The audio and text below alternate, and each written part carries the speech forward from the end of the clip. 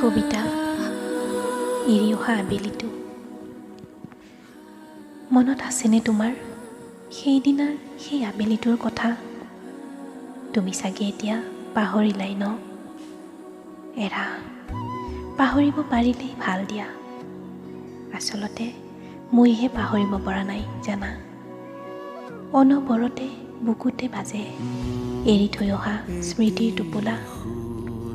এনে লাগে সেয়া যেন কালিৰহে কথা। সময় তেতিয়া আবেলি 3:45। টিংকৈ বাজি অহা তোমাৰ মেছেজটো খুলোঁতেই দেখিলোঁ, meet me please, it's urgent. একে জাপে বিচনাৰ পৰা উঠি ভাবিলোঁ, কি হ'ব পাৰে বাৰু ইমান গুৰুত্বপূৰ্ণ। সন্মুখতে পোৱা কাপোৰযোৰ লৰালৰিকৈ পিন্ধি প্ৰায় দৌৰিয়ে গৈছিলোঁ তোমাৰ কাষলৈ, আমি বহা সেই গছজোপাৰ তললৈ বুলি। কলা জিন্স, হাত দীঘল নীলা শ্বাৰ্টটোৰ সতে সিদিনা তোমাক বৰ মৰম লাগিছিল জানানে। অইন দিনাৰ দৰে সিদিনাও তোমাৰ কান্ধতেই মূৰ থৈ বহিছিলোঁ। চাৰিওফালে ৰিপ ৰিপ মলয়া বৈছিল।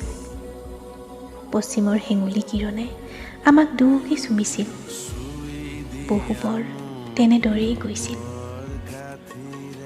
মোৰ হাতৰ পৰা তোমাৰ হাতখন উলিয়াই আনোতেই মোৰ সম্পিত কৰিছিল। আৰু ঠিক তাৰ পাছৰ মুহূৰ্তৰ তোমাৰ মুখৰ সেই শাৰী বাক্যই মোৰ মূৰত সমস্ত পৃথিৱী খহাইছিল।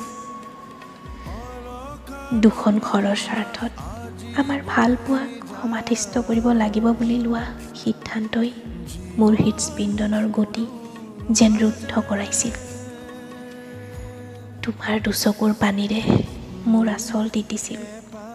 শেষবাৰৰ বাবে দুটি আত্মাৰ যেন মিলন হৈছিল। আৰু সিদিনাৰ পশ্চিমৰ সুৰুজটোৱেও দুখনি হিয়াৰ হুমুনিয়াহৰ সতে অস্ত হৈছিল।